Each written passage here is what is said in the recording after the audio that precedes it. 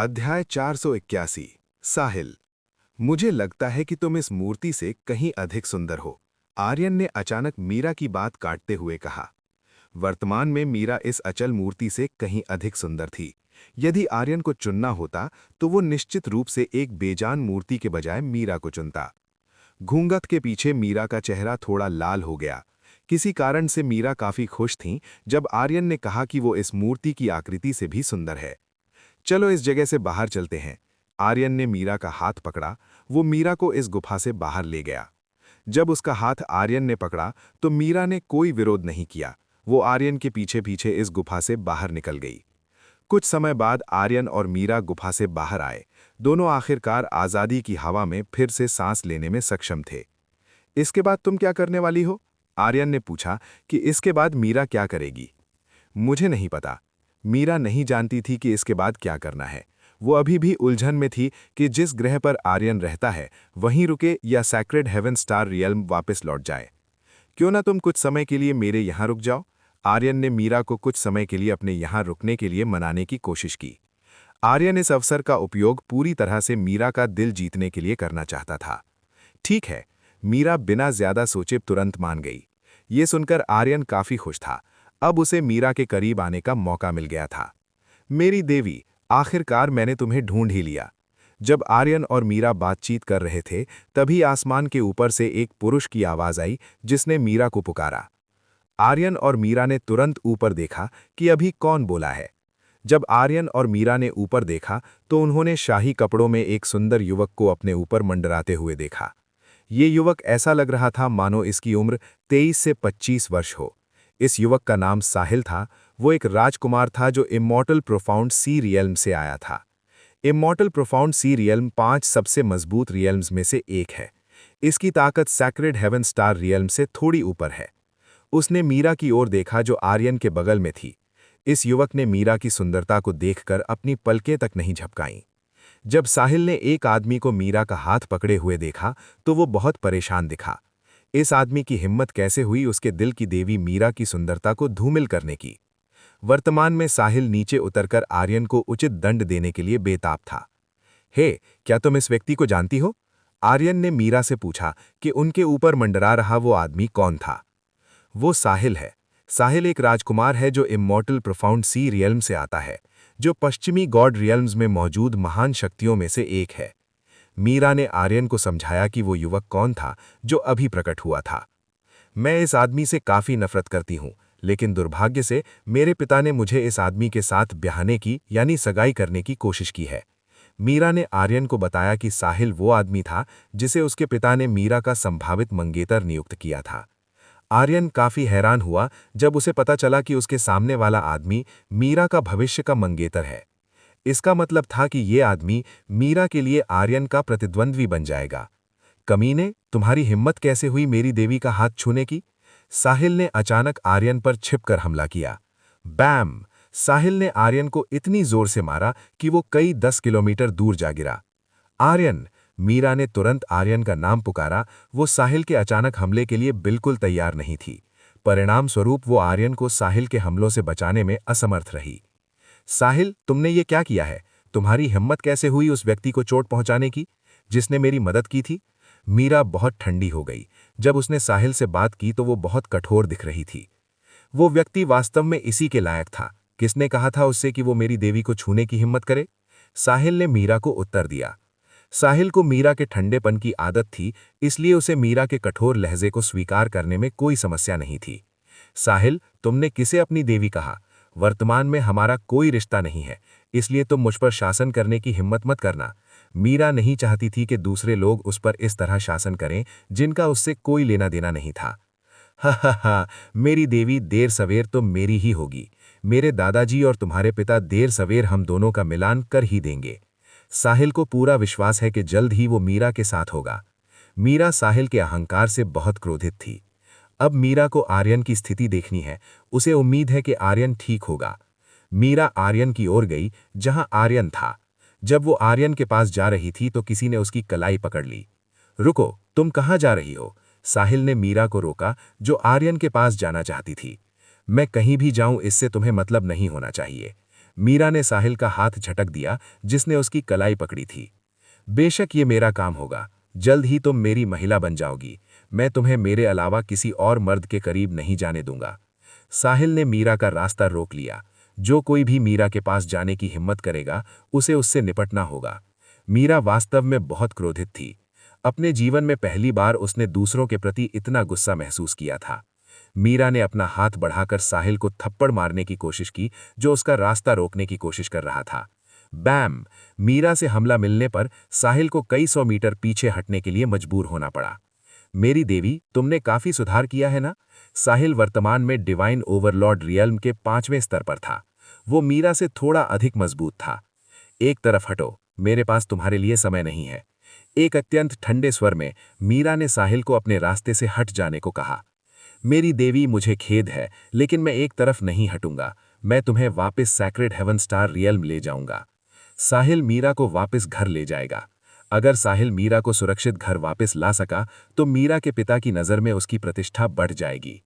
मैं sacred haven star realm वापस नहीं जाऊंगी, मुझे अभी भी कुछ काम करना है।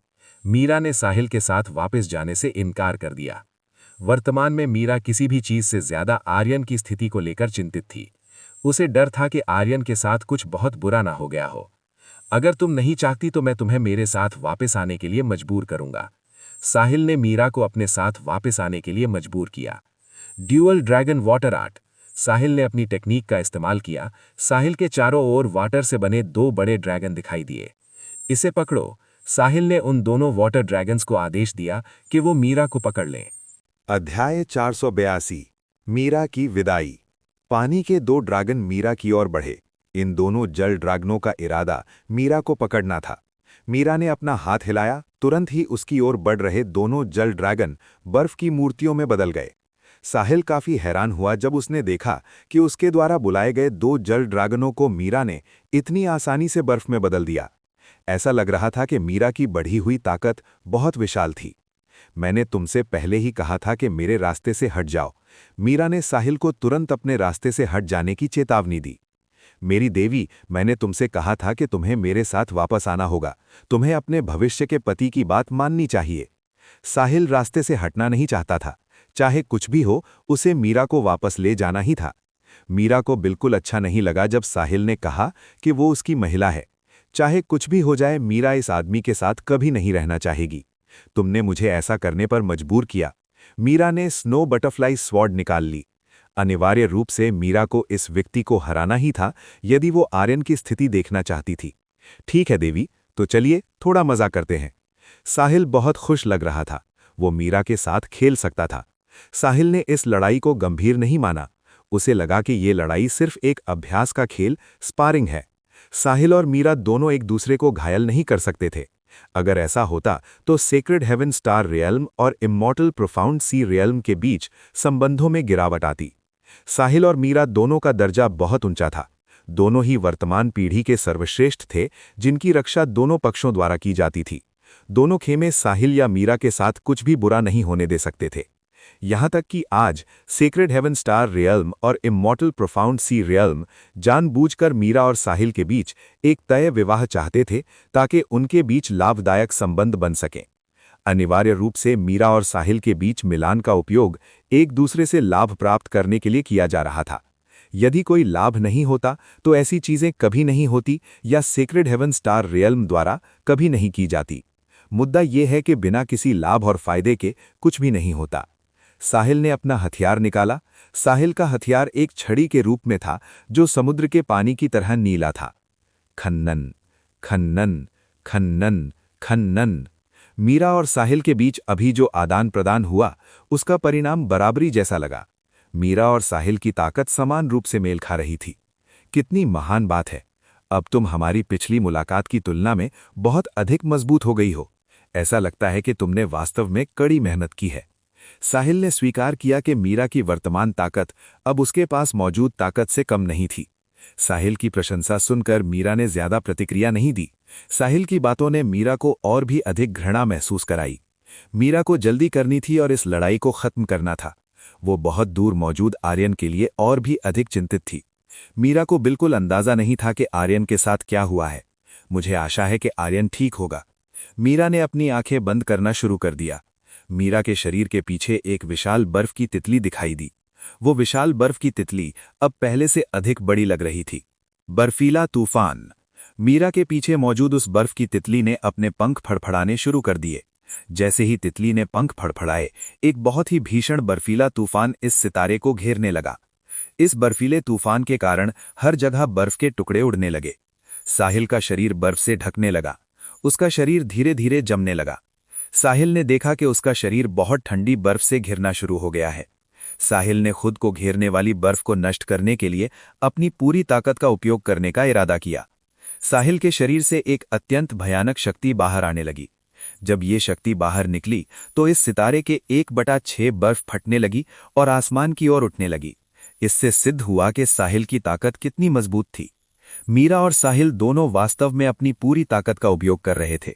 ये ग्रह मीरा और साहिल द्वारा छोड़ी गई शक्ति से बुरी तरह हिल गया। तुम दोनों लड़ना बंद करो।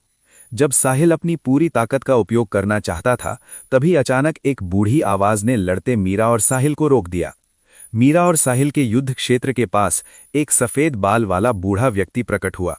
वो बूढ़ा जो अभी आया था, बहुत बूढ़ा दिखने के बावजूद बहुत फिट लग रहा था। इस बूढ़े के बगल में एक महिला है जिसका चेहरा बहुत सुंदर है। इस महिला के लंबे काले बाल हैं और सामने की तरफ लटें यानी बैंग्स हैं। वर्तमान में बूढ़े के बगल में सुंदर चेहरे वाली वो महिला एक ऐसी पोशाक पहने हुए है जो पृथ्वी पर च्योंग सैंग के बहुत समान है। वो सुंदर महिला तुरंत मीरा की ओर गई। प्रणाम महान एल्डर, प्रणाम महान एल्डर सत्येंद्र।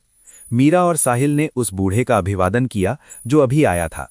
जो बूढ़ा अभी आया था वो सेक्रेड हेवन स्टार रियल्म का एक महान एल्डर था। इसी कारण मीरा और साहिल ने इस बूढ़े के आने पर पर्याप्त सम्मान दिखाया। तुम दोनों इस तरह की जगह पर क्यों लड़ रहे हो? सत्येंद्र ने पूछा कि मीरा और साहिल ऐसी जगह पर क्यों लड़ रहे थे। महान एल्डर सत्येंद्र, हम यहां बस एक छोटा सा खेल खेल रहे हैं। सही कहा ना मेरी देवी? साहिल बहुत तेजी से बहाना ढूंढ निकालने लगा ताकि वो सत्येंद्र के सामने अच्छा दिख सके। हिम्प। मीरा साहिल पर ठंडी होकर फुफकारी। वो साहिल से असंतुष्ट दिख रही थी। सत्येंद्र केवल अपना सिर हिला सका जब उसने मीरा को साहिल के साथ इस तरह का व्यवहार करते देखा। सत्येंद्र ने मीरा के वर्तमान साधना स्तर को देखा। ये अप्रत्याशित था कि मीरा डिवाइन ओवरलॉर्ड रियल्म के चौथे चरण तक पहुंच गई थी। ये बहुत ही असाधारण सुधार था। मीरा, मेरे साथ वापस सेक्रेड हेवन स्टार रियल्म चलो। तुम्हारे पिता बहुत खुश होंगे जब उन्हें पता चलेगा कि तुम्हारी ताकत बहुत बढ़ गई है। सत्येंद्र ने मीरा को वापस चलने का निमंत्रण दिया। सत्येंद्र ने अपने पीछे एक आयामी छेद का प्रवाह खोला। मेरे साथ आओ। सत्येंद्र ने सभी को वापस सेक्रेड हेवन स्टार रियल्म लौटने का निमंत्रण दिया। महान एल्डर, मैं पहले उस व्यक्ति को देखना चाहती हूं जिसने मेरी मदद की थी। वो अभी साहिल द्वारा घायल हो गया है। मीरा ने सत्येंद्र का वापस लौटने का निमंत्रण ठुकरा दिया। वर्तमान में मीरा आर्यन की स्थिति को लेकर बहुत चिंतित थी। तुम ये मामला अपनी दासी पर छोड़ सकती हो। अब तुम मेरे साथ सेक्रेड हेवन स्टार रियल्म चलो। सत्येंद्र ने मीरा को ये मामला अपने बगल में खड़ी दासी पर सौंपने के लिए कहा। लेकिन मीरा अभी भी ये मामला अपनी पर्सनल दासी पर छोड़ने में हिचकिचा रही थी। बस ऐसा करो, हमारे पास ज्यादा समय नहीं है। सत्येंद्र के पास इसके लिए समय नहीं था। वो जल्दी से मीरा को वापस ले जाना चाहता था। मीरा वास्तव में सत्येंद्र के आदेशों के खिलाफ नहीं जा सकती थी।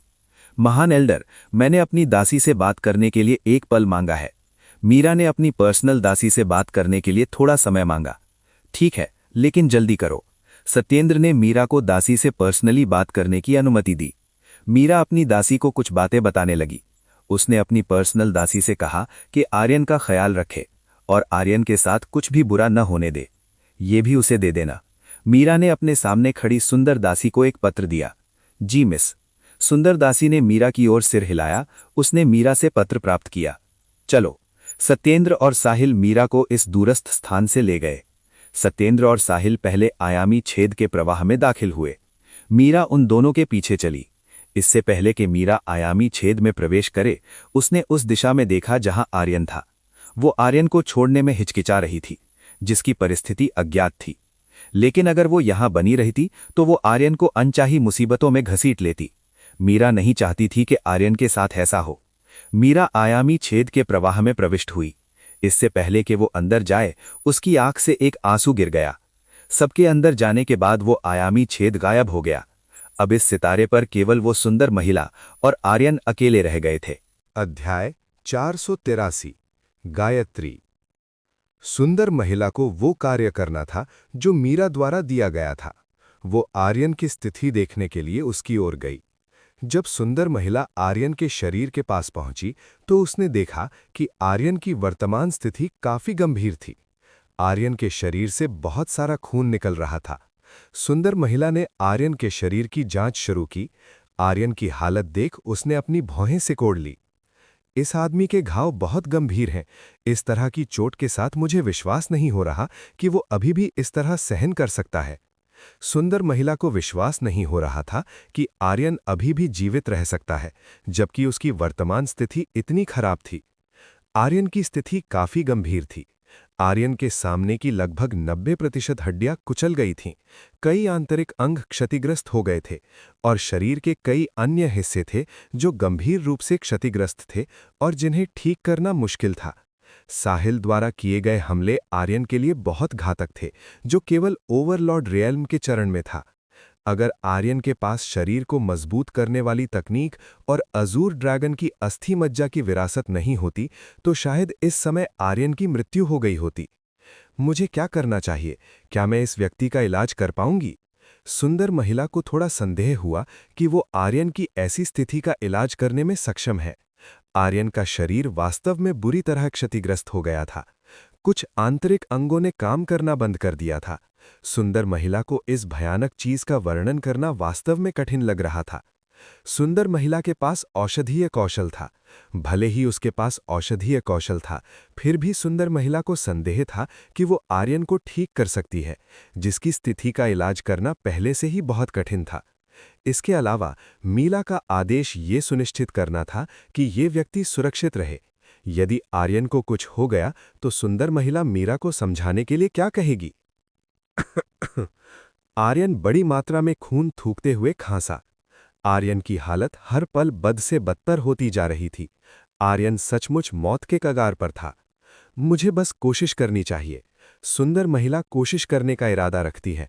परिणाम के लिए वो केवल आशा कर सकती है कि आकाश आर्यन की मदद करेगा। सुंदर महिला ने कुछ दवाइयां और सोने की सुइयां लेना शुरू किया। उसने आर्यन का इलाज करने की कोशिश करने के लिए वो सब कुछ निकाल लिया जो उसके पास था। जब सुंदर महिला आर्यन के शरीर को छूना चाहती थी तो अचानक आर्यन का शरीर सुनहरे रंग से चमक उठा। इस सुनहरी किरण ने आर्यन के घायल शरीर की मरम्मत करना शुरू कर दिया। आर्यन की हड्डियां और अंग जो क्षतिग्रस्त हो गए थे, वे तुरंत सुनहरी किरणों द्वारा ठीक कर दिए गए। बिना किसी समय के आर्यन के शरीर के जो हिस्से बुरी तरह क्षतिग्रस्त हो गए थे, उन्हें सामान्य कर दिया गया। सुनहरी रोशनी जमने लगी। वर्तमान आर्यन वास्तव में एक कोकून की तरह लग रहा था, जो एक इंसान के आकार में था। कड़क कड़क कड़क कड़क। पहले से जमी हुई सुनहरी किरणें टूटने लगीं और आर्यन के शरीर से गिरने लगी। आर्यन के शरीर पर मौजूद घाव पूरी तरह से गायब हो गए थे। आर्यन के शरीर पर जरा सा भी निशान नहीं था।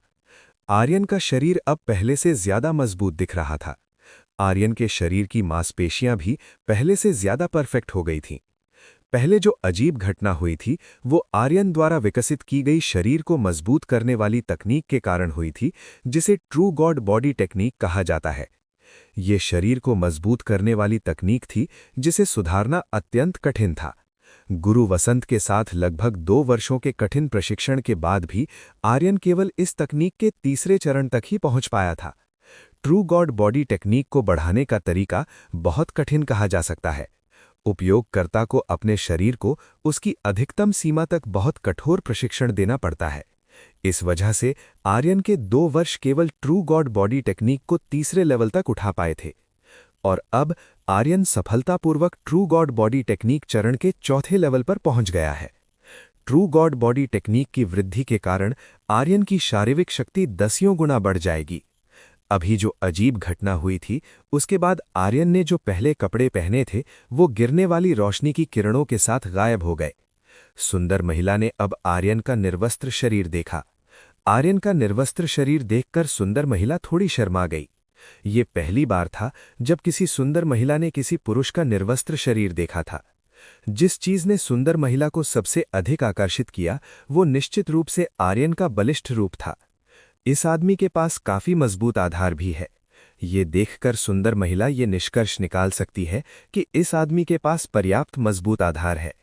इसके बारे में एक सुंदर महिला का ज्ञान सतही नहीं है, वो निश्चित रूप से एक पुरुष और एक महिला के बीच के संबंध को जानती है। सुंदर महिला ने आर्यन की स्थिति देखना शुरू किया। सुंदर महिला ने आर्यन की स्थिति देखने के बाद वो ये जानकर काफी हैरान थी कि आर्यन का शरीर पूरी तरह से ठीक हो गया था। अभी क्या हुआ? सुंदर महिला ये नहीं समझा सकी कि आर्यन के शरीर के साथ अभी क्या हुआ था। उसने सोचा कि यह बहुत बहुत रहस्यमयी है। सुंदर महिला ने आर्यन के लिए एक शर्ट ली। उसने आर्यन को एक शर्ट दी ताकि आर्यन की देखभाल करना आसान हो। थोड़ी देर बाद सुंदर महिला ने आखिरकार आर्यन को कपड़े पहनाने का काम पूरा कर लिया।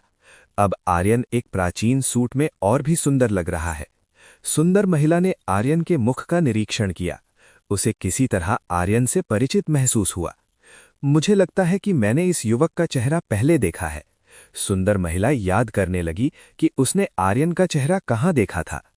थोड़ी देर याद करने के बाद आखिरकार सुंदर महिला को याद आ गया कि उसने आर्यन का चेहरा कहाँ देखा था। सुंदर महिला ने तुरंत अपने पास मौजूद स्टोरेज स्पेस रिंग से एक इमेजिंग स्टोन यानी चित्र पत्थर निकाला।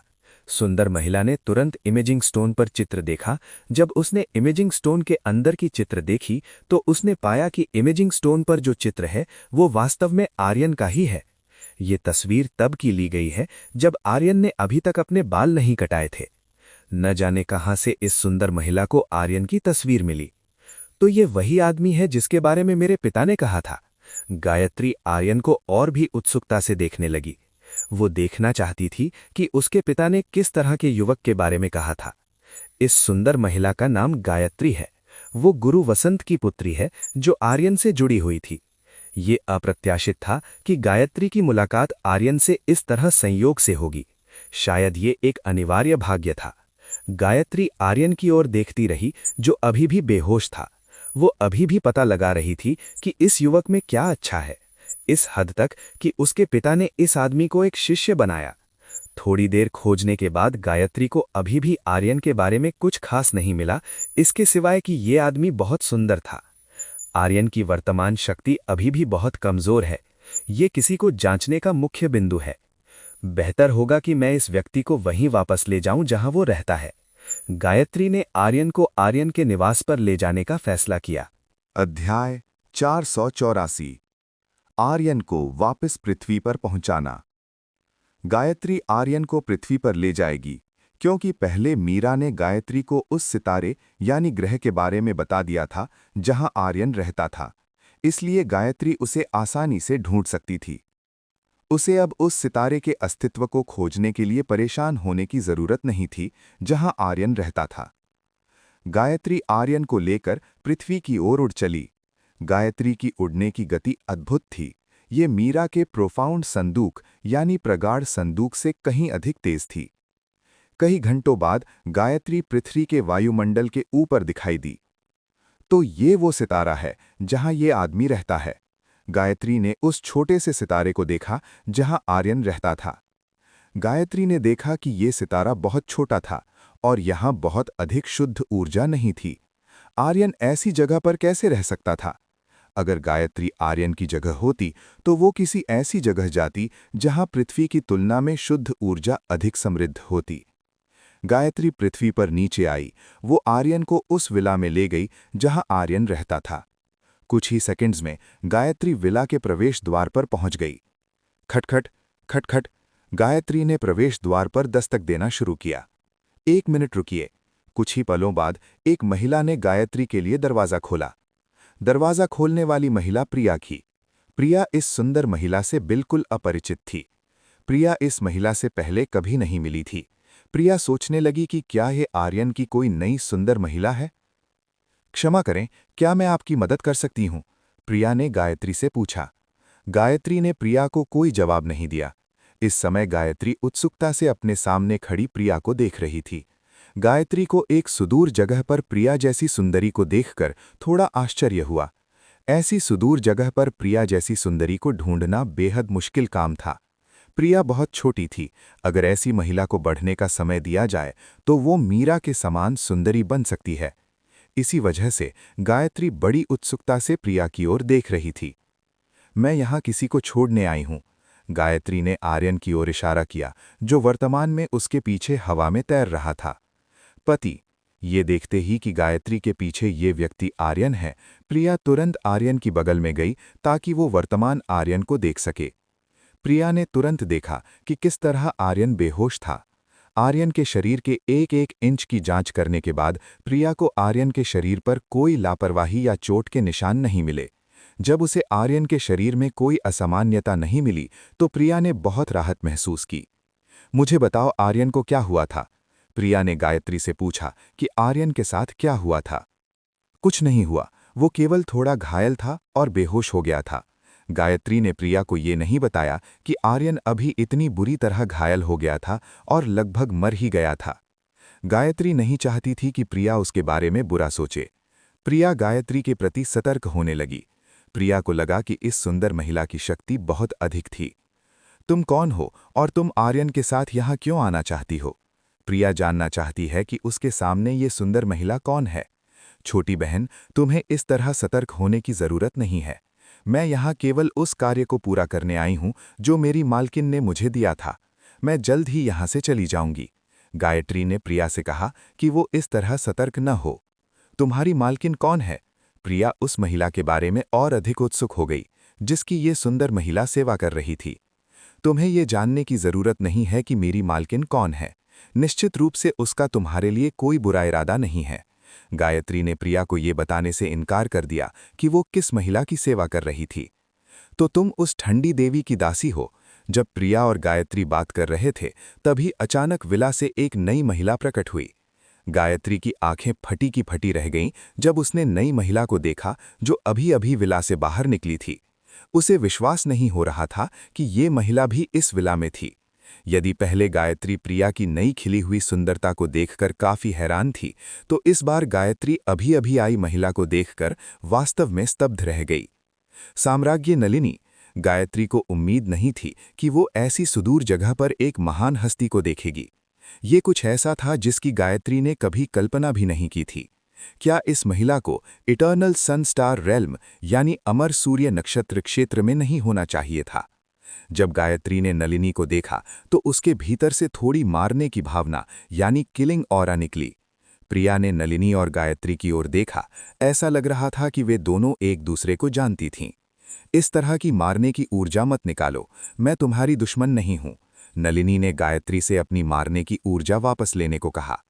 नलिनी की गायत्री के साथ कभी कोई शत्रुता नहीं रही थी, इसलिए वो गायत्री के खिलाफ लड़ना नहीं चाहती थी। नलिनी को बहुत ज्यादा आश्चर्य नहीं हुआ जब गायत्री ने उस पर मारने की ऊर्जा छोड़ी। आखिरकार इटर्नल सन स्टार रेल्म के पूरे गॉड रेल्म में कई दुश्मन थे। सबसे अधिक संभावना थी कि इस महिला की उस क्षेत्र से कोई व्यक्तिगत दुश्मनी हो। तो साम्राज्ञी नलिनी, आप ऐसी जगह पर क्या कर रही हैं? गायत्री ने अपनी भावनाओं को शांत करने की कोशिश की, सोचते हुए कि नलिनी यहाँ क्या कर रही थी। मुझे साम्राज्ञी नलिनी मत कहो, मैं अब उस क्षेत्र की साम्राज्ञी नहीं हूँ। मैं अब केवल नलिनी हूँ। मेरा अब इटर्नल सन स्टार रेल्म से कोई रिश्ता नहीं है। नलिनी को ये बिल्कुल पसंद नहीं आया जब उसे उस क्षेत्र से जोड़ा गया। नलिनी अपने उस पास्ट को दफनाना चाहती थी और इस परिवार के साथ नया जीवन शुरू करना चाहती थी। गायत्री काफी हैरान हुई जब उसने नलिनी से ये सुना। उसे विश्वास नहीं हो रहा था कि साम्राज्ञी नलिनी ऐसा कहेगी। गायत्री इस बारे में उत्सुक हो गई कि नलिनी के साथ क्या हुआ था कि उसने इटर्नल सन स्टार रेल्म के बारे में ऐसी बातें कही। चूंकि नलिनी ने कहा कि उसका उस क्षेत्र से कोई लेना देना नहीं है, इसलिए गायत्री की अब नलिनी के साथ कोई शत्रुता नहीं रह गई। तो वो ठंडी देवी अब कहाँ है? नलिनी ने मीरा के ठिकाने के बारे में पूछा। मेरी मालकिन वहीं वापस चली गई हैं जहां उन्हें होना चाहिए। गायत्री ने नलिनी को बताया कि मीरा वापस सैक्रेड हेवन स्टार रेल्म वापस चली गई। तो वो महिला अपनी कंफर्ट जोन में वापस चली गई है। नलिनी ने गायत्री की ओर सिर हिलाया। मुझे अभी जाना होगा। इस आदमी को सुरक्षित पहुंचाने का मेरा काम खत्म हो गया है। अगर ये आदमी जाग जाए तो कृपया इसे ये पत्र दे देना। गायत्री ने एक पत्र निकाला जो पहले मीरा द्वारा दिया गया था और उसे अपने पीछे खड़ी प्रिया को थमा दिया। पत्र सौंपने के बाद गायत्री तुरंत नलिनी और प्रिया की नज़रों से ओझल हो गई। गायत्री बहुत तेजी से गायब हुई। प्रिया और नलिनी दोनों ने ही गायत्री को जाते हुए नहीं देखा। अध्याय 485 और अधिक शक्तिशाली बनने का संकल्प। अब इस स्थान पर केवल प्रिया और नलिनी ही हैं। बहन नलिनी, क्या आप उस सुंदर महिला को जानती हैं जो अभी आई थी? प्रिया ने तुरंत नलिनी से उस सुंदर महिला के बारे में पूछा जो अभी आर्यन को इस विला में वापस लाई थी। मैं भी नहीं जानती, मैं केवल उस मालकिन के बारे में थोड़ा जानती हूँ जिसकी वो महिला सेवा कर रही थी। नलिनी वास्तव में गायत्री को नहीं जानती थी। ये पहली बार था जब नलिनी की मुलाकात गायत्री से हुई थी। बहन नलिनी, उस मालकिन का क्या मतलब है? जल्दी मुझे बताओ। प्रिया इस बारे में बहुत उत्सुक थी। नलिनी प्रिया को देखकर मुस्कुराई। छोटी बहन प्रिया, जल्दी करो और आर्यन को अंदर ले चलो। यहाँ बाहर रहना उसके लिए ठीक नहीं है। बाद में मैं तुम्हें अंदर सब समझाऊंगी। नलिनी ने प्रिया से आर्यन को अंदर ले जाने के लिए कहा। नलिनी ने जो कहा वो सही था। आर्यन को इस स्थिति में बाहर छोड़ना अच्छा नहीं होगा। प्रिया तुरंत आर्यन को ऊपरी मंजिल पर ले गई जहां आर्यन का कमरा था। नलिनी प्रिया के पीछे पीछे चली। उसने पहले ही प्रिया को मीरा के बारे में बताने का वादा किया था, इसलिए वो प्रिया को सब कुछ बता देगी। इस बीच पृथ्वी के वायुमंडल के ऊपर गायत्री वर्तमान में उस सितारे की निगरानी कर रही थी जहां आर्यन रह रहा था। कितना दिलचस्प है, मुझे उम्मीद नहीं थी कि ऐसी सुदूर जगह पर मुझे ऐसा कुछ देखने को मिलेगा। गायत्री को उम्मीद नहीं थी कि वो पहले जैसी जगह पर ऐसी अद्भुत चीजें देखेगी। आर्यन के प्रति गायत्री की समझ भी बदलने लगी थी। उसे उम्मीद नहीं थी कि आर्यन 4 देवियों में से एक नलिनी के साथ रह रहा होगा। ये कुछ ऐसा था जिस पर गायत्री को विश्वास नहीं हो रहा था। पिताजी, आपने वास्तव में किस तरह का छात्र गोद लिया है? 4 देवियों में से 2 उसे इस तरह कैसे जानती हैं? गायत्री खुद से बात करने लगी। मुझे आशा है कि तुम वैसे ही शक्तिशाली बन पाओगे जैसा पिताजी ने कहा था। गायत्री मुड़ी। उसने एक आयामी प्रवाह छेद खोला। गायत्री आयामी प्रवाह में प्रवेश कर गई। वो मीरा को अपना पूरा किया हुआ कार्य रिपोर्ट करने के लिए सेक्रेड हेवन स्टार रियल्म वापस लौट गई। इस बीच आर्यन के विला के अंदर प्रिया ने नलिनी के साथ मिलकर आर्यन को ऊपर के कमरे में पहुंचाया। आर्यन के कमरे में पहुंचने के बाद उन्होंने तुरंत आर्यन को बिस्तर पर लिटा दिया। मैं पहले गर्म पानी ले आती हूँ, कृपया आर्यन का ध्यान रखें। प्रिया ने आर्यन को पूछने के लिए पहले गर्म पानी लाने का इरादा किया। कृपया जाओ, मैं तुम्हारे लिए इसका ख्याल रखूंगी। नलिनी ने प्रिया को गर्म पानी लाने के लिए कहा। प्रिया ने सिर हिलाया। वो तुरंत आर्यन के लिए गर्म पानी लाने के लिए नीचे चली गई। अब इस कमरे में केवल आर्यन और नलिनी रह गए थे। नलिनी आर्यन की ओर बढ़ी। नलिनी आर्यन के बिस्तर के बिल्कुल किनारे पर बैठ गई। छोटे आदमी, इन पिछले कुछ दिनों में उस ठंडी देवी के साथ तुम पर क्या गुजरी है? मैं इस मामले के बारे में और भी अधिक उत्सुक होती जा रही हूं। नलिनी ने अपने बहुत कोमल हाथों से आर्यन के चेहरे को सहलाना शुरू कर दिया। नलिनी जानना चाहती थी कि इन कुछ दिनों के दौरान आर्यन और मीरा के बीच क्या हुआ था। ऐसा हो ही नहीं सकता कि जब ये 2 लोग अकेले रह गए हों तो कुछ भी न हुआ हो। नलिनी को आर्यन के व्यवहार पर पूरा भरोसा था। आर्यन और मीरा के बीच कुछ न कुछ जरूर हुआ होगा। क्लिक, दरवाज़ा फिर से खुला। प्रिया गर्म पानी का एक बर्तन लेकर वापस आई। प्रिया उस बिस्तर की ओर बढ़ी जहां आर्यन था। प्रिया ने आर्यन के सिर और शरीर को पोंछना शुरू किया। वो एक ऐसी पत्नी की तरह लग रही थी जो अपने पति के प्रति बहुत समर्पित थी। आर्यन को पोंछने के बाद प्रिया नलिनी के पास बैठ गई। ऐसी बहुत सी बातें थीं जो प्रिया नलिनी से पूछना चाहती थी। बड़ी बहन नलिनी, क्या आप मुझे वो बता सकती हैं जो आपने पहले कहा था? प्रिया ने तुरंत नलिनी से पूछा कि वो मालकिन कौन थी जिसके बारे में नलिनी ने पहले कहा था। नलिनी ने प्रिया की ओर सिर हिलाया। उसने प्रिया को सब कुछ समझाना शुरू कर दिया। नलिनी ने अपनी बात को समझाना आसान बना दिया ताकि प्रिया तुरंत समझ सके कि वो क्या कह रही थी। प्रिया अभी भी गॉड रियल्म से बहुत अपरिचित थी, इसलिए नलिनी को धीरे धीरे प्रिया को ये समझाना पड़ा। तो उस महिला द्वारा सेवा की जाने वाली मालकिन का नाम मीरा है। उस मीरा नाम की महिला की साधना भी बहुत मजबूत है। प्रिया को उम्मीद नहीं थी कि जिस मालकिन का पहले जिक्र किया गया था उसकी पृष्ठभूमि और ताकत इतनी मजबूत थी। हाँ, तुम ऐसा कह सकती हो। नलिनी ने प्रिया की ओर सिर हिलाया। बहन नलिनी, पहले उस महिला ने कहा था कि आप एक पूर्व साम्राज्ञी थीं। क्या ये सच है कि आप पूर्व साम्राज्ञी थीं? प्रिया ने नलिनी से पूछा। प्रिया ने नहीं सोचा था कि नलिनी एक पूर्व साम्राज्ञी थी। हाँ, ये सच है कि मैं एक साम्राज्ञी थी। नलिनी ने प्रिया के सवाल से पल्ला नहीं झाड़ा। क्या आर्यन जानता है कि आप एक पूर्व साम्राज्ञी थीं? प्रिया ने फिर से नलिनी से पूछा। नलिनी ने प्रिया की ओर सिर हिलाया। आर्यन पहले से ही जानता है, उसे इससे कोई आपत्ति नहीं है। नलिनी ने आर्यन को अपना बीता हुआ कल बता दिया था। आर्यन को नलिनी के अतीत से कोई आपत्ति नहीं थी। ये उन चीज़ों में से एक थी जिसने नलिनी को आर्यन को पसंद करने के लिए मजबूर कर दिया। आर्यन को उसके अतीत की परवाह नहीं थी। जब नलिनी और प्रिया बातें कर रही थीं, तभी अचानक उन्हें आर्यन की आवाज़ सुनाई दी। नलिनी और प्रिया ने तुरंत अपना ध्यान आर्यन की ओर लगाया। ऐसा हुआ कि जब आर्यन ने अपनी आंखें खोलीं तो उसने अपने कमरे की छत देखी। आर्यन बिस्तर से उठने लगा, वो चारों ओर देखने लगा। जब आर्यन ने चारों ओर देखा तो उसने पाया कि प्रिया और नलिनी इस कमरे में हैं। पति, क्या आप अपने शरीर में कोई असहज भावना महसूस कर रहे हैं? आर्यन के जागने के बाद प्रिया ने सबसे पहले आर्यन की स्थिति के बारे में पूछा। प्रिया चिंतित थी कि आर्यन को अपने शरीर में कुछ असहज महसूस हो सकता है। मैं ठीक हूं। आर्यन वर्तमान में महसूस कर रहा है कि उसका शरीर बहुत ताज़ा है। साथ ही आर्यन के शरीर में बहुत सी शक्ति प्रवाहित हो रही है। प्रिया, मैं यहाँ कैसे हूँ? आर्यन इस बारे में काफ़ी भ्रमित है कि वो यहाँ कैसे हो सकता है। हालांकि उसे पहले याद था कि वो अभी भी मीरा के साथ था। अंतिम चीज़ जो आर्यन को याद थी वो ये थी कि उस पर साहिल द्वारा बहुत भारी आक्रमण किया गया था। उसके बाद आर्यन को याद नहीं था कि उसके साथ क्या हुआ था। प्रिया ने आर्यन को विस्तार से समझाना शुरू किया कि क्या हुआ था। प्रिया ने समझाना शुरू किया कि आर्यन को एक सुंदर महिला यहाँ लेकर आई थी। प्रिया ने आर्यन को उस महिला की विशेषताओं का भी उल्लेख किया।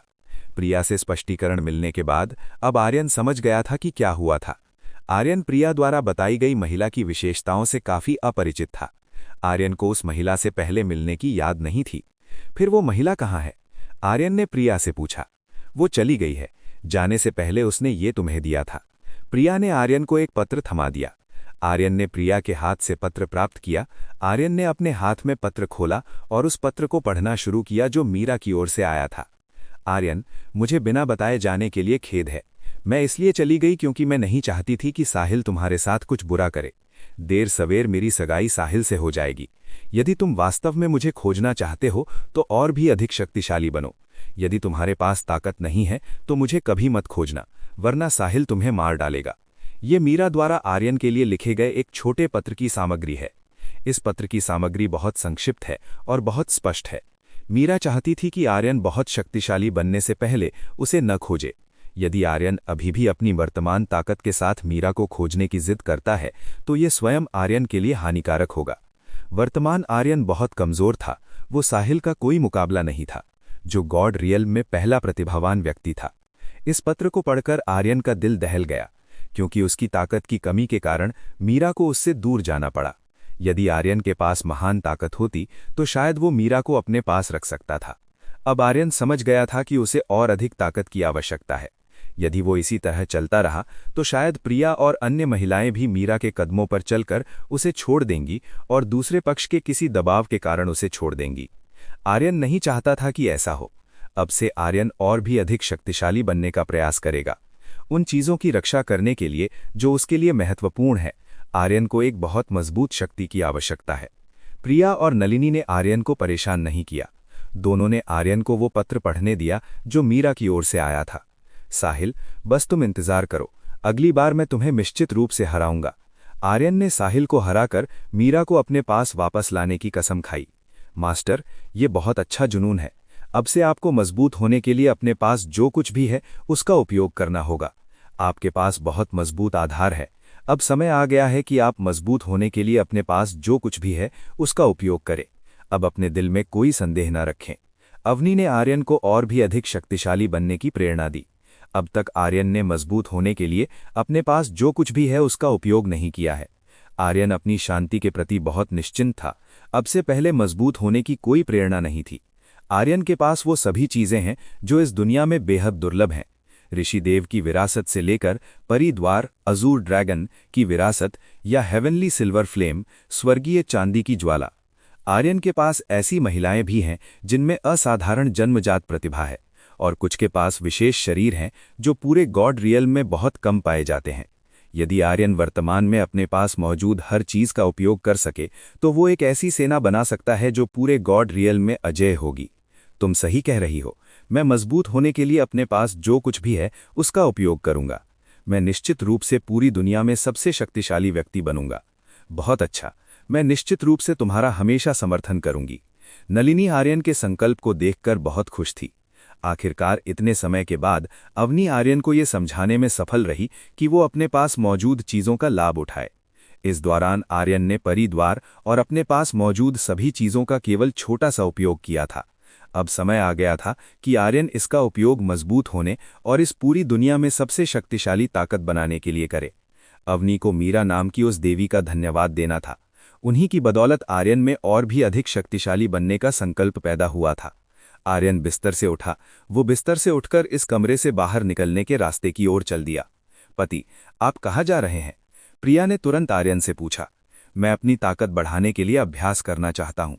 आर्यन ने प्रिया को बताया कि वो और भी मजबूत बनने के लिए अभ्यास करना चाहता है। प्रिया से ये कहने के बाद आर्यन अपने कमरे से बाहर निकल गया। प्रिया आर्यन के इस तरह अचानक आए बदलाव से असमंजस में थी। मेरे पति को क्या हुआ? क्यों वो अचानक मजबूत होने के लिए अभ्यास करने को लेकर इतने उत्साहित हो गए? प्रिया आर्यन की आदतों को अच्छी तरह जानती थी। आमतौर पर आर्यन अभ्यास करने में बहुत आलसी था। क्यों अचानक अब आर्यन इस तरह अभ्यास करने के लिए इतना उत्सुक है? शायद यही कारण है। नलिनी ने वो पत्र उठाया जिसे आर्यन ने पढ़ा था। नलिनी काफी हैरान थी जब उसने वो पत्र पढ़ा जिसे आर्यन ने पहले छोड़ा था। अध्याय 486 कामुक रानी। कुनलुन पवित्र भूमि में, सटीक रूप से कहें तो एक बहुत ही भव्य शाही महल में, वर्तमान में एक कामुक महिला बहुत ही आलसी मुद्रा में लेटी हुई है। ये कामुक महिला एक बहुत ही शानदार कमरे में है। इस कमरे का हर इंच दुनिया के बेहतरीन सोने से सजाया गया है। ये महिला अपने शरीर पर रेशम का एक बहुत ही पतला कपड़ा पहनती है। इस महिला के शरीर का विकास बहुत अच्छी तरह से हुआ है। अनुमानित F कप आकार के दोहरे उभार, बहुत पतली कमर, बहुत भरे हुए नितंब और बहुत लंबी टांगें। इस महिला के शरीर के सभी अंग उसे देखने वाले हर पुरुष को बहुत उत्साहित कर सकते हैं। एक बहुत ही सुंदर शरीर होने के अलावा इस महिला को एक बहुत ही सुंदर चेहरे का आशीर्वाद भी मिला है। इस महिला में एक विशेष आकर्षण भी है जो उसे देखने वाले हर पुरुष को आकर्षित कर सकता है। रानी, मैं आपके लिए कुछ महत्वपूर्ण समाचार लेकर आई हूं। एक महिला आई और उस कामुक महिला को सलाम किया जो एक शानदार गद्दे पर आलस से लेटी हुई थी। ये महिला एक रानी निकली जो कुनलुन पवित्र भूमि में राज्य पर शासन करती थी। समाचार क्या है? रानी ने उस महिला से पूछा जो अभी इस स्थान पर आई थी। रानी, मुझे अभी खबर मिली है कि डार्क लेगेसी गुट अभी इस दुनिया से गायब हो गया है। महिला सेविका ने उस डार्क लेगेसी गुट के बारे में खबर दी जो अचानक इस दुनिया से गायब हो गया था। ऐसा कैसे हो सकता है? ये किसने किया? रानी ने तुरंत अपने सामने खड़ी महिला सेविका से पूरी जानकारी मांगी। क्षमा करे रानी, मुझे इसके बारे में नहीं पता। ये अभी भी एक अनसुलझा रहस्य है। कोई भी नहीं जानता कि डार्क लेगेसी गुट को किसने खत्म किया है।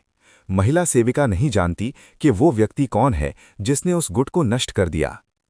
तो जिस व्यक्ति ने डार्क लेगेसी गुट को खत्म किया है वो अभी भी अज्ञात है? रानी ने महिला सेविका से कहा। महिला सेविका ने कहा, यह बिल्कुल सही है। अभी सभी गुट इस बात की जांच कर रहे हैं कि ये किसने किया। कामुक महिला सोचने लगी कि कौन डार्क लेगेसी गुट को नष्ट करने में सक्षम हो सकता है। क्या वो महिला अपराधी है? कामुक महिला को संदेह होने लगा कि वो महिला ही अपराधी है। इस दुनिया में केवल उसी महिला के पास ऐसी क्षमता है। फिर तुम्हारे पास और क्या खबर है? रानी ने महिला सेविका से दूसरी खबर पूछी। एक और खबर जो मुझे मिली है वो मैडम लॉरा की एक भविष्यवाणी है। महिला सेविका ने उस भविष्यवाणी के बारे में बताना शुरू किया जो मैडम लॉरा ने सभी गुटों के बीच एक बैठक के दौरान कही थी। वो महिला हमेशा ऐसी भयानक भविष्यवाणियां करती है। क्या ये संभव है कि जिस व्यक्ति ने डार्क लेगेसी गुट को खत्म किया है वो कोई ऐसा व्यक्ति हो जो पृथ्वी से नहीं है? रानी सोचने लगी कि अपराधी वही लोग हैं जिनके बारे में मैडम लॉरा ने कहा था। तो गेट्स ऑफ इटर्निटी संप्रदाय और शाओलिन की क्या प्रतिक्रिया है? रानी ने महिला सेविका से पूछा। वर्तमान में शाओलिन अभी भी कोई हलचल नहीं कर रहा था, जबकि गेट्स ऑफ इटर्निटी संप्रदाय अन्य कार्यों में व्यस्त था। गेट्स ऑफ इटर्निटी संप्रदाय इस समय क्या कर रहा है? रानी ने पूछा। गेट्स ऑफ इटर्निटी संप्रदाय वर्तमान में उस अपराधी की तलाश में व्यस्त है जिसने युवा मास्टर हर्षल को मार डाला। महिला सेविका ने रानी को बताया कि वे लोग हर्षल के हत्यारे को ढूंढ रहे हैं। खिलखिलाते हुए, तो वो युवक मर गया है। यहां तक कि कुछ हफ्ते पहले वो अभी भी यहां हंगामा कर रहा था। रानी खबर सुनकर हंसी कि हर्षल मर चुका है। कुछ हफ्ते पहले हर्षल ने उसके शाही क्षेत्र में हंगामा किया था। हर्षल ने वास्तव में उसके क्षेत्र में कुलीन राजकुमारियों का अपहरण करने का साहस किया था। यही नहीं, हर्षल ने इस कमरे में घुसने की हिम्मत भी की थी और रानी के साथ कुछ बुरा करना चाहता था। परिणाम स्वरूप रानी को उसे सबक सिखाने और हर्षल को जबरन बाहर निकालने पर मजबूर होना पड़ा। रानी ने गेट्स ऑफ इटर्निटी संप्रदाय को बिना अनुमति के दूसरे लोगों के क्षेत्र में प्रवेश न करने की कड़ी चेतावनी दी थी। इसी वजह से शाही परिवार और गेट्स ऑफ इटर्निटी संप्रदाय के बीच संबंध खराब हो गए थे। क्या यही एकमात्र खबर है जो तुम्हारे पास है? रानी ने महिला सेविका से कहा। मेरे पास एक और खबर है, लेकिन शायद ये आपके लिए बहुत दिलचस्प नहीं होगी, महिला सेविका ने अपने सामने खड़ी कामुक रानी से कहा। बस कहो, जब तक ये दिलचस्प है, ये रानी इसे सुनेगी। रानी ने महिला सेविका को ताज़ा खबर बताने के लिए कहा। जी रानी, मैं समझ गई। महिला सेविका समझ गई, वो रानी के आदेश का पालन करेगी। बहुत अच्छा। रानी ने अपने सामने खड़ी महिला सेविका को संतुष्टि के साथ सिर हिलाया। तुम सब जल्दी करो और मेरे लिए कपड़े लाओ। रानी ने यहाँ की दासियों को अपने लिए कपड़े लाने का आदेश दिया। यहाँ की दासियों ने बहुत चतुराई से रानी को शाही पोशाक पहनने में मदद करना शुरू किया। कामुक रानी, जिसने शाही पोशाक पहनी थी, इतनी सुंदर और शिष्ट हो गई। उसके पास जो रानी वाली आभा थी, वो बहुत स्पष्ट रूप से विकृत हो रही थी। मैं किसी से मिलने जा रही हूं, जब मैं जाऊंगी तो यहाँ की जिम्मेदारी तुम पर छोड़ती हूं। रानी का इरादा किसी से मिलने जाने का है, वो यहाँ की जिम्मेदारी महिला सेविका पर छोड़ देगी। ठीक है, मैं आपके द्वारा दिए गए कार्य को पूरा करूंगी। महिला सेविका ने सिर हिलाया। वो रानी के आदेशों का पालन करेगी। अध्याय 487 चेरी ब्लॉसम संप्रदाय की ओर प्रस्थान। उस घटना को बीते कई दिन हो चुके थे। हर दिन आर्यन अपना अधिकांश समय अभ्यास करने और नया ज्ञान सीखने में व्यतीत करता था। ज्यादा से ज्यादा आर्यन अपनी पत्नियों या फ्रोजन आइस संप्रदाय की उन महिलाओं को छेड़ते हुए आराम करता था जो इस विला में थीं। फ्रोजन आइस संप्रदाय की महिलाएं अब आर्यन के बहुत करीब हो गई थीं। कुछ महिलाएं तो आर्यन के हरम में भी शामिल हो चुकी थीं। ये महिलाएं आर्यन के आकर्षण को सहन नहीं कर सकीं और आखिरकार आर्यन की बाहों में समा गईं। जबकि बाकी महिलाएं जो अभी तक हरम में शामिल नहीं हुई थीं, वे कभी-कभी आर्यन से निजी मसाज के लिए पूछती थीं। जिस भी महिला ने आर्यन की मसाज का अनुभव किया था, वो कभी पहले जैसी नहीं रह पाई। वे अब आर्यन की मसाज तकनीक की आदी हो गई थीं, जो कि बहुत ही महान थी। आर्यन को फ्रोजन आइस संप्रदाय की महिलाओं के अनुरोधों पर कोई आपत्ति नहीं थी। आर्यन वास्तव में बहुत खुश था, क्योंकि वो अपने पास मौजूद राजा के हृदय की तकनीकों का अभ्यास कर सकता था। वो स्तर जो आर्यन अब सीख रहा था, वो और भी ऊंचा हो गया था। अब आर्यन केवल एक महिला को छूने मात्र से ही बहुत सारा यिनकी प्राप्त कर सकता था। हालांकि ये अभी भी सीधे दोहरे अभ्यास से कमतर था। आर्यन इस मामले में बहुत जल्दबाजी में नहीं था। देर सवेर वो पूरे फ्रोजन आइस संप्रदाय को प्राप्त कर ही लेगा, क्योंकि अब आर्यन की महिलाएं काफी अधिक थीं और उनकी ताकत का स्तर भी ऊंचा था। परिद्वार भी स्तर 15 तक पहुंच गया था। परिद्वार के अंदर की ऊर्जा और भी अधिक शुद्ध हो गई थी। इसके अलावा इसकी वजह से बहुत सारी सुविधाएं भी खुल गई थीं। जो नई चीजें खुली थीं, वे आर्यन हम महिलाओं के लिए बहुत उपयोगी थीं। विशेष रूप से अभ्यास के लिए सुविधाएं अब बहुत पर्याप्त थीं।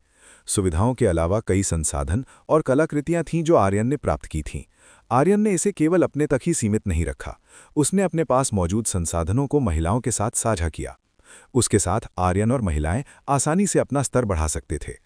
यहाँ तक कि परिद्वार के भीतर केवल 10 दिनों के प्रशिक्षण में आर्यन पहले ही ओवरलॉर्ड रेल्म के 9वें चरण की शुरुआत तक पहुंच गया था। परिद्वार में शुद्ध ऊर्जा, संसाधनों और सुविधाओं ने आर्यन को बहुत तेजी से ऊपर उठने में मदद की। साथ ही महिलाओं की यिनकी ने आर्यन को रैंकों में बहुत तेजी से आगे बढ़ाया। पति, क्या आप अभी भी अभ्यास कर रहे हैं? जब आर्यन अभ्यास कर रहा था, तब माधवी आर्यन को देखने आई। माधवी अब आर्यन को पति कहने में शर्म महसूस नहीं करती थी, क्योंकि अब उसकी कई नई बहनें आर्यन के हरम में शामिल हो गई थीं। इसलिए माधवी को अब आर्यन के साथ अपने संबंधों को दिखाने में शर्मिंदगी नहीं होती थी। आर्यन, जो वर्तमान में अभ्यास कर रहा था, तुरंत रुक गया। माधवी, क्या बात है? आर्यन ने माधवी से पूछा। पति, आज वो दिन है जब चेरी ब्लॉसम संप्रदाय वहां एक सुंदर महिला को प्राप्त करने के लिए एक कार्यक्रम आयोजित करेगा। क्या आप साथ नहीं चलने वाले हैं? माधवी ने आर्यन को याद दिलाया कि आज वो दिन है जब चेरी ब्लॉसम संप्रदाय उस संप्रदाय में मौजूद सुंदरता को प्राप्त करने के लिए एक प्रतियोगिता आयोजित कर रहा है। आर्यन को स्वयं कंचन से कार्यक्रम में शामिल होने के लिए सीधे आमंत्रण मिला था।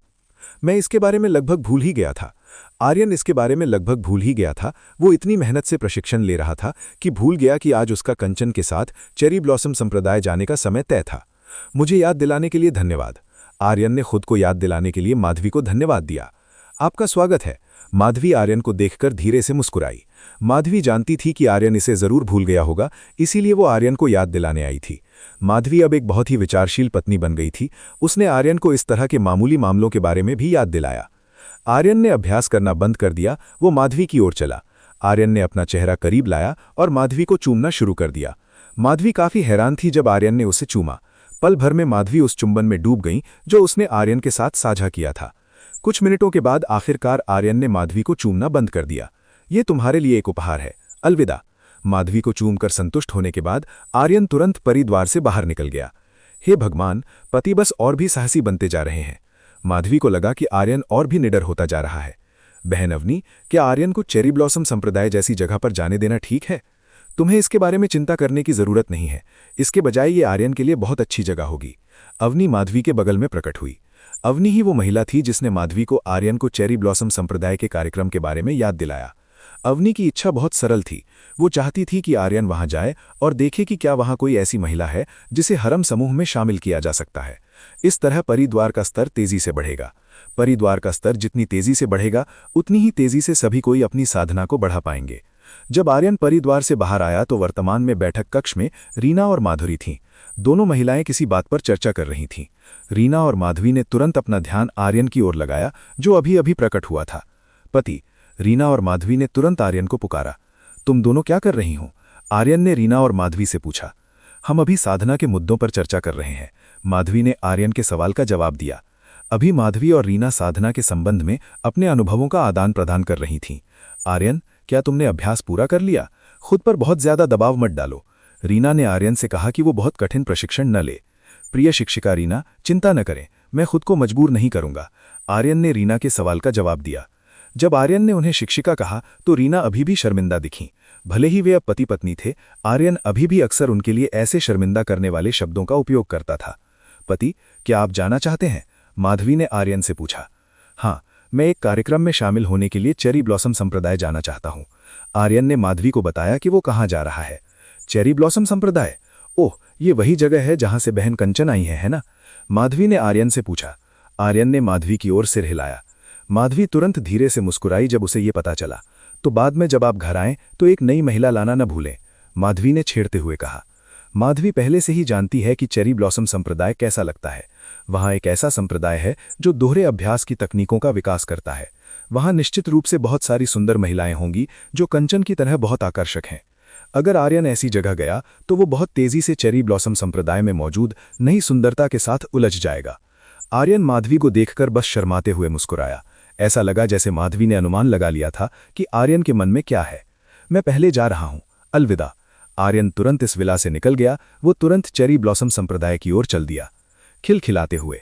माधवी और रीना खिलखिलाकर हंसीं जब उन्होंने आर्यन को इस तरह जाते हुए देखा। अध्याय 488। शालिनी की ओर से चाय का निमंत्रण। आर्यन तुरंत चेरी ब्लॉसम संप्रदाय की ओर उड़ गया। आर्यन ने वहां पहुंचने के लिए पूरी गति का उपयोग किया। आर्यन को डर था कि कहीं उसे देर न हो जाए, इसलिए उसने चेरी ब्लॉसम संप्रदाय की ओर उड़ने के लिए अपनी पूरी गति का इस्तेमाल किया। थोड़ी देर बाद आर्यन एक घाटी के सामने पहुंचा। इस घाटी में प्राचीन वास्तुकला वाले सैकड़ों भवन थे। पूरे भवन क्षेत्र का आकार घनी आबादी वाले एक गांव के बराबर होने का अनुमान है। इसके अलावा यहाँ बहुत सारे सुंदर पौधे हैं जो इस घाटी को सजाते हैं। ये घाटी बहुत जीवंत दिखती है। यहाँ के आसपास की ऊर्जा अभी भी काफी शुद्ध है। ये स्पष्ट रूप से साधना के लिए बहुत उपयुक्त है। आर्यन तुरंत चेरी ब्लॉसम संप्रदाय की दीवार के ठीक कुछ 100 मीटर सामने उतरा। आर्यन प्रवेश द्वार की ओर चल दिया। युवा मास्टर, आपका स्वागत है, क्या हम आपकी मदद कर सकते हैं? जब आर्यन प्रवेश द्वार पर पहुंचा तो कई महिलाओं ने उसका स्वागत किया जो बहुत ही आकर्षक थीं। इन महिलाओं की मुस्कान बहुत ही मनमोहक है। उनका आकर्षण पुरुषों को आसानी से अपनी अनार की कली जैसी स्कर्ट की ओर लुभा सकता है। ये स्पष्ट था कि ये महिलाएं आर्यन को लुभाने के लिए अपनी आकर्षण तकनीकों का उपयोग कर रही थीं। जब इन महिलाओं ने आर्यन को देखा तो वे तुरंत उसकी ओर आकर्षित हो गईं। आर्यन एक बहुत ही प्रभावशाली टैंड व्यक्ति था। इन महिलाओं ने आर्यन जैसा सुंदर पुरुष पहले कभी नहीं देखा था। इस महिला के पास जो आकर्षण तकनीक थी वो अभी भी काफी कमजोर थी। वे इस तरह से आर्यन को नहीं लुभा पाएंगी। क्या मैं अंदर जा सकता हूं? आर्यन प्रवेश द्वार की रक्षा करने वाली महिला को देखकर मुस्कुराया। क्या आपके पास निमंत्रण पत्र है? हमारे यहाँ वर्तमान में एक महत्वपूर्ण कार्यक्रम है, बिना निमंत्रण के कोई अंदर नहीं जा पाएगा। महिलाओं में से एक ने आर्यन को बताया कि बिना निमंत्रण के प्रवेश की अनुमति नहीं है। मेरे पास यहाँ एक है। आर्यन ने वो निमंत्रण पत्र सौंप दिया जो कंचन द्वारा दिया गया था। क्षमा करें, मुझे इसे देखने दें। इस महिला ने तुरंत वो निमंत्रण ले लिया जो आर्यन के हाथ में था। इस महिला ने ये सुनिश्चित करने की कोशिश की कि आर्यन का निमंत्रण नकली ना हो। जब इस महिला ने आर्यन का निमंत्रण देखा तो वो काफी हैरान रह गई। आर्यन का निमंत्रण निश्चित रूप से एक प्रथम श्रेणी का निमंत्रण था। केवल कुछ ही शक्तिशाली लोग होते हैं जिन्हें इस तरह का निमंत्रण मिलता है। ये स्पष्ट है कि उसके सामने खड़ा सुंदर युवक इतना शक्तिशाली है कि उसे प्रथम श्रेणी का निमंत्रण मिल सकता है। जिस महिला ने आर्यन का निमंत्रण देखा था वो उसकी ओर देखकर और भी चमक के साथ मुस्कुराई। युवा मास्टर, आप पर संदेह करने के लिए क्षमा करें। कृपया अंदर जाने के लिए मेरे साथ आएं। आर्यन के प्रति इस महिला का व्यवहार और भी अधिक सम्मानजनक हो गया। इस महिला ने तो आर्यन को अंदर तक ले जाने की पहल भी की। तो कृपया, आर्यन को कोई आपत्ति नहीं है। वो इस महिला को उस स्थान तक रास्ता दिखाने देगा जहां कार्यक्रम आयोजित किया जाएगा। आर्यन इस मनमोहक महिला के पीछे पीछे चला। ये महिला आर्यन को चेरी ब्लॉसम संप्रदाय के आंतरिक भाग में ले आई। क्या इस संप्रदाय में कार्यक्रम शुरू हो गया है? आर्यन ने पूछा कि सुंदर महिलाओं को प्राप्त करने का कार्यक्रम शुरू हो गया है? नहीं, कार्यक्रम अभी भी आज रात से शुरू होगा। सामने वाली महिला ने कार्यक्रम के बारे में समझाना शुरू किया। उसने आर्यन को कार्यक्रम के नियमों के बारे में भी समझाना शुरू कर दिया। आर्यन ने अपने सामने वाली महिला से मिलने वाले स्पष्टीकरण को ध्यान से सुना। यात्रा के दौरान आर्यन कई महिलाओं से मिला जो आज रात के कार्यक्रम की तैयारी में व्यस्त थीं। आर्यन जिन महिलाओं से मिला उनमें ऐसी सुंदरता थी जो हर पुरुष को मंत्रमुग्ध कर सकती थी। इसके अलावा यहाँ की महिलाएं बहुत ही चुलबुली लग रही थीं। कभी कभी कुछ महिलाएं आर्यन को आंख मारती थीं। वे आर्यन को छेड़ती हुई लग रही थीं। हेम, मैंने कभी नहीं सोचा था कि यहाँ अभी भी बहुत सारी महिलाएं हैं जो अभी भी कुंवारी हैं। अवनी ये देखकर काफी हैरान थी कि चेरी ब्लॉसम संप्रदाय में अभी भी बहुत सारी महिलाएं थीं जो अभी भी कुंवारी थीं। ये पता चला कि कंचन ने आर्यन से झूठ नहीं बोला था। यहाँ अभी भी काफी महिलाएं हैं जो कुंवारी हैं। ये महिला आर्यन को एक आंगन में ले गई जिसके बीच में एक इमारत थी। ये मास्टर, आपके लिए थोड़ी देर रहने की जगह है।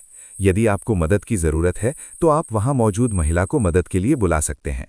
सामने वाली महिला ने आर्यन को बताया कि ये आंगन कुछ समय के लिए आर्यन का निवास होगा। तो मैं अब आज्ञा चाहता हूं। इस महिला ने वापस जाने के लिए विदा ली। आर्यन ने अपने सामने वाली महिला की ओर सिर हिलाया। मनमोहक महिला यहां से चली गई। अब इस जगह पर केवल आर्यन था। आर्यन ने आंगन के बीच में बनी इमारत में प्रवेश करने का फैसला किया।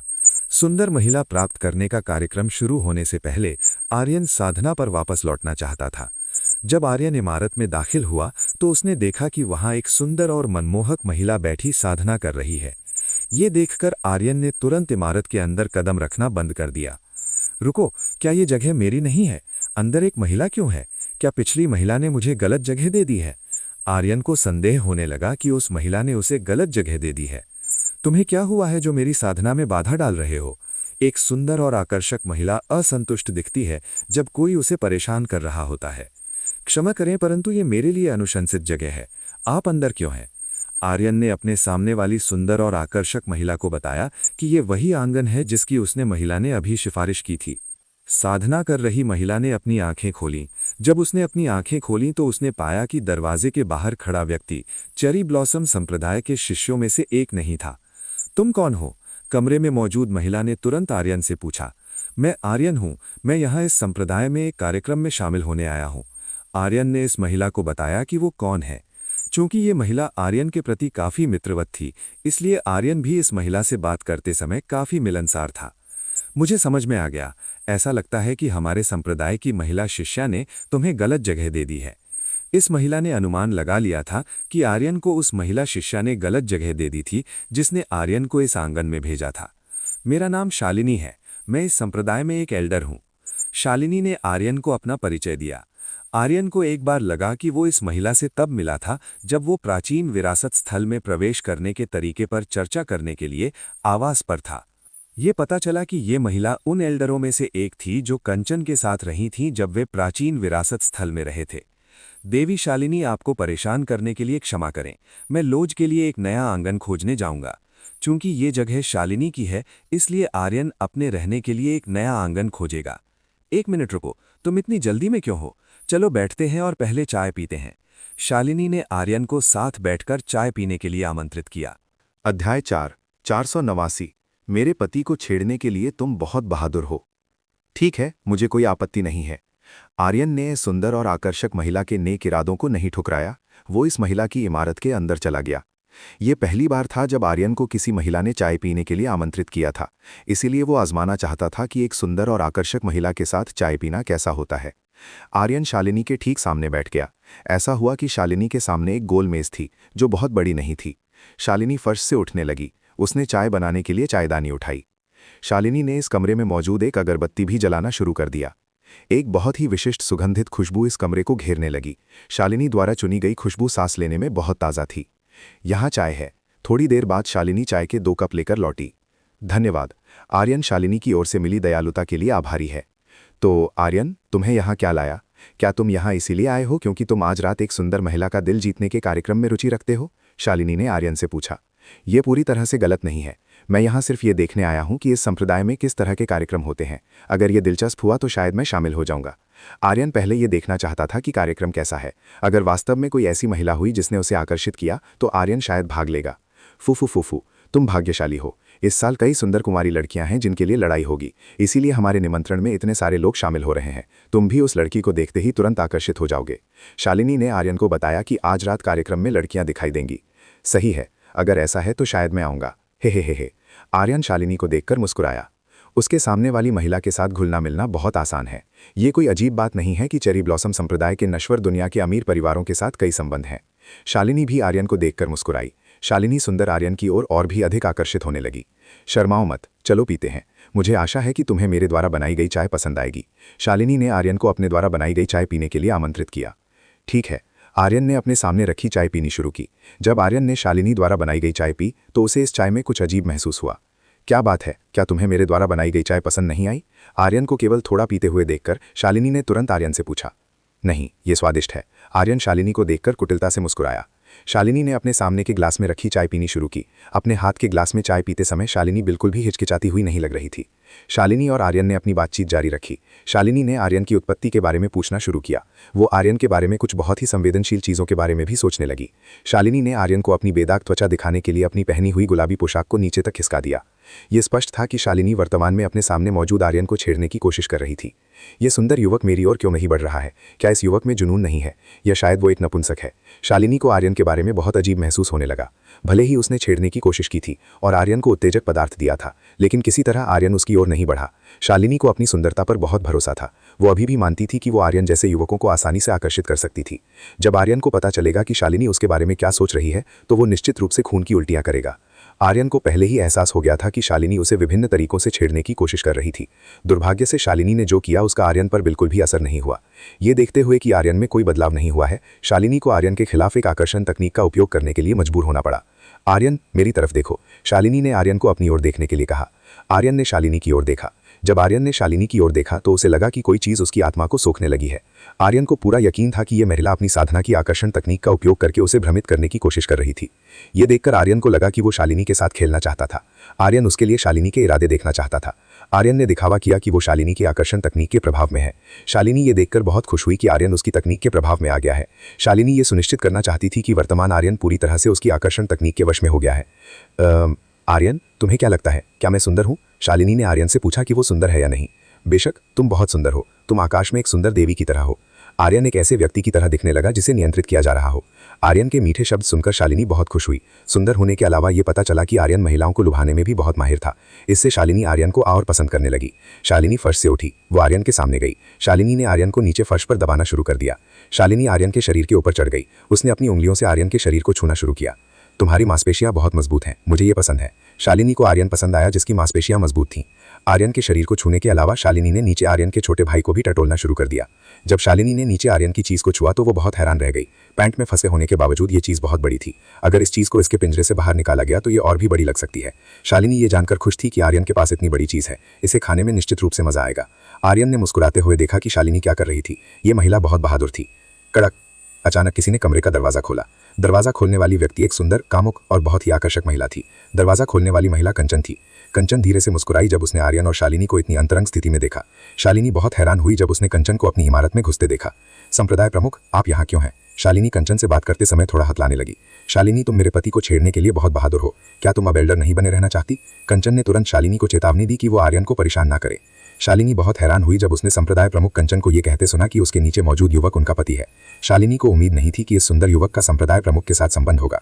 शालिनी तुरंत नीचे उतरी और आर्यन के शरीर से दूर हो गई। शालिनी एक छोटी बच्ची की तरह लग रही थी जिसने अभी अभी कोई गलती की हो। अध्याय 490। ऐसा लगता है कि आपने शालिनी के साथ मस्ती का भरपूर आनंद लिया। पति, ऐसा लगता है कि आपने शालिनी के साथ मस्ती का भरपूर आनंद लिया। कंचन ने आर्यन की ओर देखकर कुटिलता से मुस्कुराया। आर्यन फर्श से उठा और कंचन के सामने खड़ा हो गया। चलो भी पत्नी, इस तरह नाराज मत हो, मैं तो बस उसके साथ खेल रहा था। आर्यन ने कंचन को यह समझाने की कोशिश की कि क्या हुआ था। क्या आप अब उसके साथ खेलकर संतुष्ट हैं? कंचन ने आर्यन से पूछा। हे, बेशक, अब मेरी पत्नी यहां है, इसलिए मैं बस तुम्हारे साथ खेलूंगा। आर्यन ने कंचन के उन 2 शिखरों तक हाथ पहुंचाना शुरू किया जो बहुत ऊंचे थे। कंचन का आकार वास्तव में बहुत बड़ा है। आर्यन के दोनों हाथों से पकड़े जाने पर यह बहुत आरामदायक लगता है। आर्यन के दोनों हाथ कंचन के विशाल दोहरे शिखरों को पूरी तरह से पकड़ने में भी सक्षम नहीं थे। पति, इसे रोकिए। कंचन बहुत ही कामुक आवाज में कराहने लगी। कंचन आर्यन की अत्यंत कुशल उंगलियों से निकलने वाली थोड़ी सी भी उत्तेजना को सहन नहीं कर सकी। हर बार जब आर्यन की उंगलियां उसके शरीर को छूतीं तो कंचन बहुत उत्साहित महसूस करती थी। आर्यन के पास जो कौशल था वो और भी अद्भुत था। कंचन कुछ ही सेकंडों में असहाय हो गई। पति, कृपया मुझे जाने दीजिए, मुझे अभी भी बहुत सारा काम करना है, मैं अभी आपको नहीं दे सकती। कंचन ने आर्यन से दया की भीख मांगने की कोशिश की। कंचन के पास अभी भी बहुत सारा अधूरा काम था।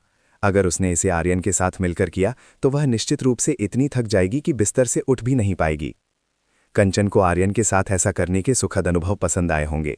समस्या ये थी कि वह अकेले आर्यन की अत्यधिक भयानक युद्ध शक्ति का सामना करने में असमर्थ थी। कंचन को आर्यन को संभालने के लिए एक बहन की मदद की जरूरत थी। ओह, कितने शर्म की बात है, मैं वास्तव में चाहता था। आर्यन ने कंचन को छोड़ दिया। उसने कंचन को जाने दिया।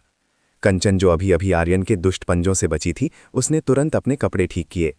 कंचन ने महसूस किया कि आर्यन के हाथ के जरा से स्पर्श से उसका निचला हिस्सा पूरी तरह से गीला हो गया था। कंचन वर्तमान में कपड़े बदलने के लिए उत्सुक थी। पति, मैं आपको आज रात दूंगी, इसलिए मुझे आशा है कि आप धैर्य रख सकते हैं। कंचन ने आर्यन के कान में फुसफुसाया।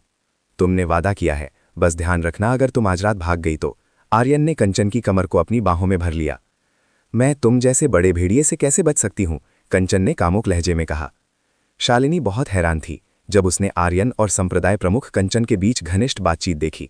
ये अप्रत्याशित था कि कंचन जैसी बहन का संप्रदाय के बाहर ऐसा युवक होगा।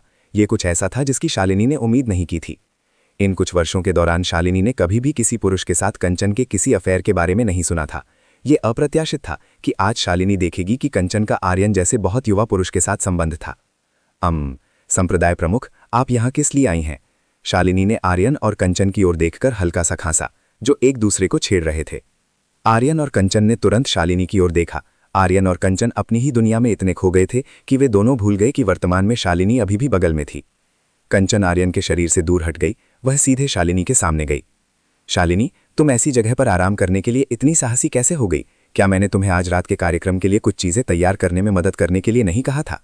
कंचन शालिनी पर गुस्सा लग रही थी, जो तब आलस कर रही थी जब इस संप्रदाय में हर कोई बहुत कड़ी मेहनत कर रहा था। शालिनी वर्तमान में अपना सिर झुकाई हुई थी। वह एक छोटी बच्ची की तरह लग रही थी जिसने अभी अभी कोई गलती की हो। मुझे क्षमा करें संप्रदाय प्रमुख, मेरा मतलब अपनी ड्यूटी से भागना नहीं था। शालिनी ने कंचन से माफी मांगी। ये पता चला कि इतने समय से शालिनी उस काम से भाग निकली थी जो कंचन ने उसे सौंपा था। यह बिल्कुल उचित था कि शालिनी उस आंगन में थी जो मेहमानों के लिए आरक्षित था। पता चला कि वह शुरू से ही उसे दिए गए काम से बचने के लिए इस जगह पर छिप गई थी। यदि तुम मेरे द्वारा दिए गए कार्य को तुरंत पूरा नहीं करती हो तो तुम्हें अगले 1 महीने तक अपने संसाधन नहीं मिलेंगे। कंचन ने शालिनी को धमकाना शुरू कर दिया। यदि शालिनी ने उसे दिए गए कार्य को तुरंत पूरा नहीं किया तो शालिनी को अगले 1 महीने तक संसाधन नहीं मिलेंगे। बहन कंचन, मैं आपसे विनती करती हूँ कि ऐसा ना करें। आप जो कहेंगी मैं तुरंत वही करूंगी। शालिनी बहुत डरी हुई लग रही थी जब कंचन उसे संसाधनों से वंचित करने वाली थी। अच्छा है अगर तुम समझ गई हो, जल्दी करो और अपना काम करो। कंचन ने शालिनी को तुरंत जाने और वो काम करने के लिए कहा जो उसे करना चाहिए। शालिनी ने सिर हिलाया, वह तुरंत इस इमारत से बाहर चली गई। शालिनी उस बिल्ली की तरह लग रही थी जिसकी पूंछ पर किसी ने पैर लग दिया हो। इस इमारत को छोड़ने से पहले शालिनी आर्यन को आंख मारना नहीं भूली। आर्यन को एक मीठी मुस्कान और इशारा देने के बाद शालिनी तुरंत वहां से चली गई। हे भगवान, शालिनी ने मेरा सिर दर्द कर दिया। कंचन को शालिनी का ऐसा व्यवहार देखकर सिर दर्द महसूस हुआ। भले ही शालिनी एक एल्डर थी, दुर्भाग्य से शालिनी का रवैया ये नहीं दर्शाता था कि वह एक एल्डर थी। तो वो महिला ही थी जो इस जगह पर छिप गई थी क्योंकि वह काम करने में आलसी थी। मुझे लगा कि मैं ही किसी और की जगह में घुस गया हूं। आर्यन अब समझ गया कि क्या हुआ था। पता चला कि शुरू से ही उसने गलत समझा था कि ये जगह शालिनी की नहीं थी। ये पता चला कि शालिनी ही थी जो कंचन द्वारा दिए गए काम से बचने के लिए इस जगह पर छिप गई थी। काम के मामले में शालिनी वास्तव में एक बहुत ही आलसी महिला है, लेकिन अगर साधना की बात हो तो वह साधना करने में सबसे सक्रिय रहती है। कंचन ने आर्यन को बताया कि शालिनी साधना के प्रति जुनूनी महिला थी, जबकि काम की बात आती थी तो शालिनी बहुत आलसी हो जाती थी। मैं समझ गया, इसीलिए वह यहाँ साधना कर रही थी। आर्यन ने कंचन की ओर सिर हिलाया। पति, मुझे काम करने के लिए जाना है। आपको जो चाहिए वो करें। अगर आपको इस संप्रदाय की महिलाएं पसंद हैं तो आप उन्हें यहाँ से चुनने के लिए स्वतंत्र हैं। कंचन ने आर्यन की ओर देखकर कातिलाना मुस्कान दी। कंचन को बिल्कुल भी आपत्ति नहीं थी अगर आर्यन इस जगह पर अपनी पसंद की कोई महिला चाहता था। जब तक आर्यन उसे पसंद करता था तब तक कंचन को कभी कोई आपत्ति नहीं होती थी। आर्यन ने कंचन की बातों के जवाब में केवल मुस्कुराहट दी। रात होने पर मैं यहाँ आ जाऊंगी। हम आज रात साथ चलेंगे। आज रात कंचन आर्यन के पास वापस आएगी ताकि वे साथ में कार्यक्रम में जा सकें। ठीक है, मैं रात होने तक यहीं रहूंगा। आर्यन रात होने तक यहीं रहेगा। बाद में मिलते हैं। कंचन मुड़ी और इमारत से बाहर चली गई। कड़क, कंचन ने उस इमारत का दरवाजा बंद कर दिया जहां आर्यन वर्तमान में रह रहा था। कंचन के इस कमरे से जाने के बाद अब आर्यन इस कमरे में अकेला था। रात होने का इंतजार करने के लिए आर्यन ने अपना समय अपनी तकनीकों का और भी अधिक अध्ययन करने में बिताने का फैसला किया। कम से कम रात होने तक इंतजार करने के लिए आर्यन यही कर सकता था। Thank you for watching. If you enjoyed this story, don't forget to like, share, and subscribe for more amazing chapters and exciting content. Your support keeps this journey going. Next chapter coming soon. Stay tuned. Until then, keep dreaming, keep supporting.